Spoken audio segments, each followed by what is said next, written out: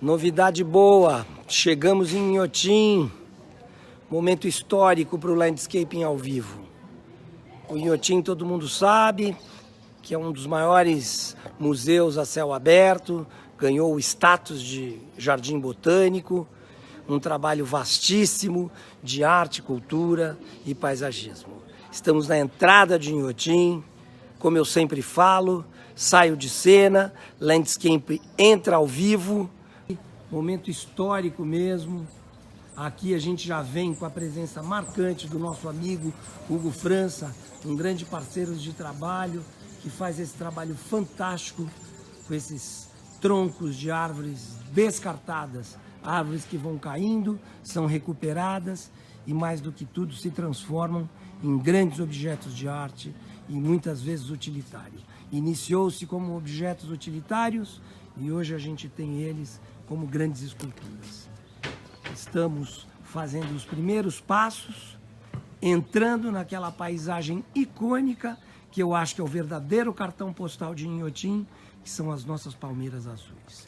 Eu estive aqui há uns 8, 9 anos atrás, junto com vocês, nessa surpresa maravilhosa.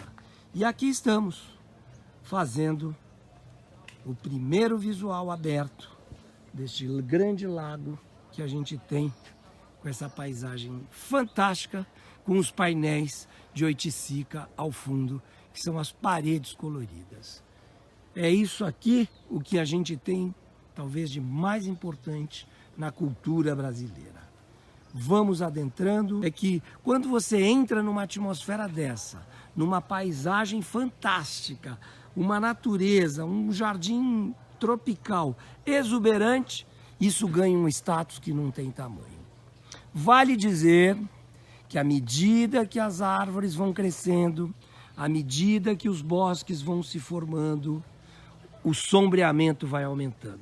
E quando a gente fala em sombreamento, a gente fala em baixa luminosidade e ao mesmo tempo a gente tem uma dificuldade de conseguir que as vegetações se desenvolvam.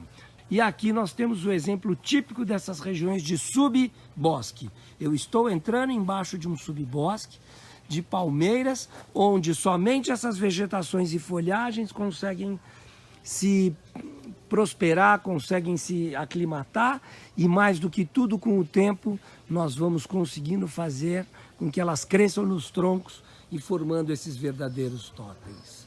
E aqui, olha, uma questão muito interessante é esse trabalho que a gente tem com as raízes dessas árvores. É muito fantástico, são verdadeiras esculturas. Essas raízes são típicas de palmeiras que preferem as regiões encharcadas. Se quisermos fazer uma classificação botânica, estamos aqui, ó, a paxiúba, que é oriunda da América Central. E isso aqui, eu vou lhe dizer, virou realmente um jardim botânico, porque a coleção de palmeiras é fantástica e elas, com certeza, vão fazendo um trabalho riquíssimo da diversidade. Passamos por um bosque de dracena tricolor, uma planta que traz cor, mas que particularmente eu tenho algum preconceito. Me desculpa dizer, mas é a grande da verdade. Quero dizer também que este vídeo, ele não vai conseguir ser pequeno. As pessoas me falam, tem que ser vídeos rápidos, senão as pessoas, na realidade, não se concentram. Mas a verdade é uma só. É muito conteúdo e quem quiser vai adiantando e fazendo as passagens para que veja o que é de interesse. Aqui, solitariamente, nós temos um pândanus, uma planta que eu gosto muito, e faço uma associação exatamente entre as raízes do pândanus e as raízes daquela palmeira que a gente acabou de passar por ela, por onde eu mostro ali. Então, pessoal, é muito rico. Isso daqui, nós temos 3 dias de visita. É um trabalho onde a arte e o paisagismo se misturam. E aqui nós nos deparamos com a primeira obra de arte. Logo que você entra, nós temos aqui esse trabalho que é realmente indescritível. É uma mistura de sombra, de luz, de reflexo, que a gente não tem muito que entender. O que a gente tem é que contemplar. E eu vou lhe dizer que o autor desta obra, que é Dan Garran, É uma obra que veio produção artística de Dangarran, data do início de 1960, minha contemporânea, desde quando vem desenvolvendo uma consistente obra, que inclui a fotografia, a escultura e a performance e instalação. Enfim, não estamos aqui querendo interpretar a obra, ao contrário, nós estamos querendo viver a obra. E viver a obra é entrar dentro dela quando possível, e ela faz essa sugestão. Os reflexos desse paisagismo, olha eu ali, olha que simpático. Entrar na obra é isso. Você entra, mas nem sabe se sai. É um labirinto que não é um labirinto. Mas essas imagens, essa sombra, olha eu lá, turma, essa mistura entre os reflexos do espelho, do vidro e da água, elas se assemelham. Isso tudo a gente vai descobrindo com o passar do tempo. Lá, mais uma vez, o enfileiramento das nossas palmeiras Bismarckia nobilis, as palmeiras azuis, que são absurdamente fantásticas. Aqui nós temos um outro tipo de palmeira que também me impressiona muito, que é a Sabal.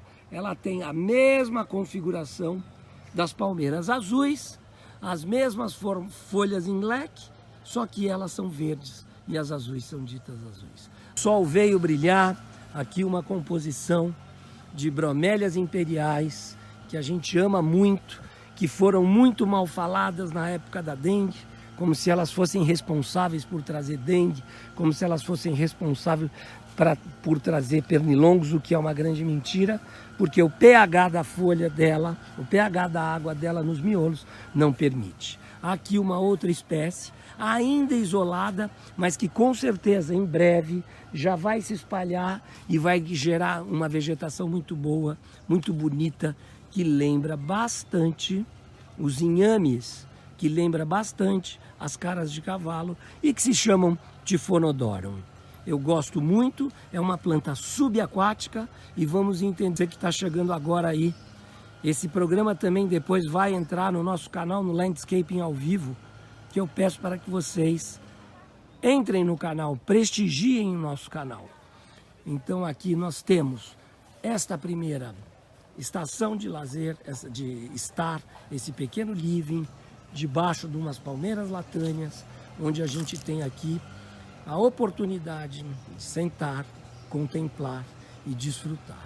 Inhotim não é um lugar que você tem que vir com pouco tempo, ao contrário, nós temos muito tempo, uma sensação simpática.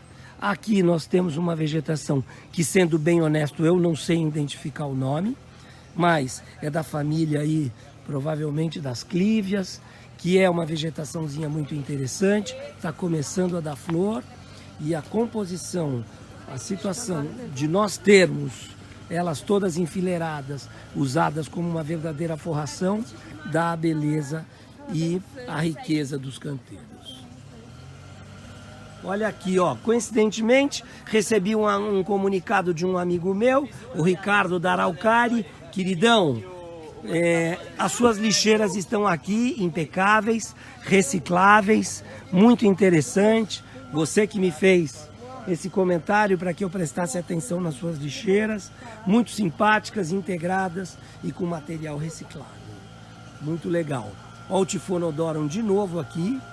Quando eu digo que a planta é subaquática, ela precisa da água e as raízes se enraizam, as raízes se fixam no fundo do lago. Quando a gente fala flutuantes, elas não têm raízes que se fixam, elas flutuam sobre a água. Eu digo para vocês, dentro de breve espaço de tempo, esses Typhonodorons começam a se espalhar e ganhar uma beleza muito grande e muito forte para a gente poder viver essa riqueza, essa tropicália vegetal. Estamos aqui numa outra extremidade do lago e aqui a gente tem um outro segundo estar, onde a gente realmente fica na contemplação e vamos fazer essa vista principal. Sagu, Sica sagu, muito comum no Rio de Janeiro. Lá é a grande sica. Vale lembrar que em São Paulo a gente usa muito a sica revoluta e no Rio de Janeiro a gente usa muito a sica circinalis. Circinales tem folha mole, tem facilidade de bifurcação de tronco, e tudo isso aqui que vocês estão vendo são brotos, são filhotes que, se a gente tirar e começar a cultivar, viram novas plantas. Não é semente, é propagação por divisão de brotos. Aqui, troca das folhas. No inverno, elas tendem a perder as folhas e começam a soltar as folhas novas. Aí você vai cortando as folhas antigas e é isso que forma o tronco. É realmente prazeroso, é realmente gratificante e uma experiência verde. É uma imersão no que a gente pode dizer de natureza. É uma imersão que a gente pode viver do que são os jardins tropicais.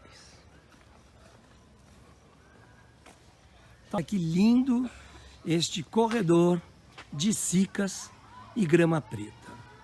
É realmente muito gratificante.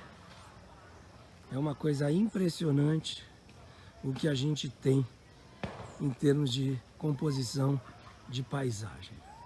Vamos seguir ali, porque a gente tem um inhame roxo, que é muito bonito, que é impressionante a configuração de cor dele, a composição que ele dá.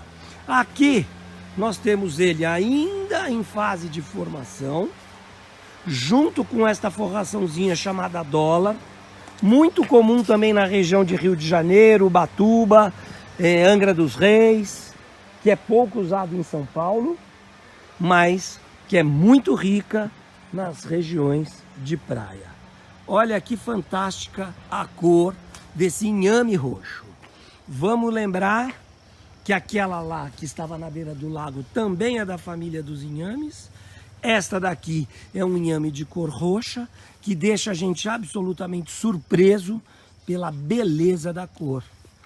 É uma planta chatinha de cultivar, chatinha mesmo, muito sensível, tanto é que você vê que nós temos muitas folhas caídas, mas elas têm um poder de rebrota muito grande. Então, isso tudo vai compondo maciços, vai compondo diferenciações cromáticas, sem muita ordem, sem muita organização, que eu costumo batizar de caos organizado. Elas vão se encaixando, à medida que vão sobrevivendo, elas vão ganhando o seu espaço e formando as suas comunidades. E eu sempre digo que eu prefiro alternar do que misturar. E aqui, naturalmente, a gente consegue entender esta configuração da natureza, que elas, na realidade, acabam se agrupando até mesmo como um processo de defesa. Isso é muito interessante. Eu li um livro chamado A Vida Secreta das Árvores, em que elas realmente formavam um batalhão, elas formavam uma brigada de apoio para que elas pudessem criar as defesas naturais. Aqui, turma, temos aqui a classificação deste trabalho que é do Cildo Meirelles, um trabalho muito fantástico, em ferro cortem, que a gente tem possivelmente a sugestão de uma escadaria. Posso ler para vocês. Ela se chama Imensa, é uma versão desenvolvida especialmente para Inhotim, da obra homônima criada em 1982. Cildo Meirelles não apenas substitui a madeira da qual é feita a versão original por aço, como também amplia consideravelmente suas dimensões. A obra apresenta características que aproximam da estética minimalista. Enfim, não vamos aqui definir exatamente o que é. É para cada um entender e avaliar o que quer. Mas é uma obra onde nós nos sentimos absolutamente envolvido e pequeno nesse cenário maravilhoso. E eu digo, o ferro cortem combina muito com a proposta dos jardins. O ferro cortem fala muito a linguagem do paisagismo. Eu vou dar uma interrompida para não estender muito, e volto já já com o capítulo 2. Tá bom? É isso aí. Landscaping ao vivo, direto de Inhotim. Na sua primeira visita, siga a gente pelo canal. E se você gostou, dê um like ou mande a sua mensagem. Até daqui a pouco, numa próxima paisagem.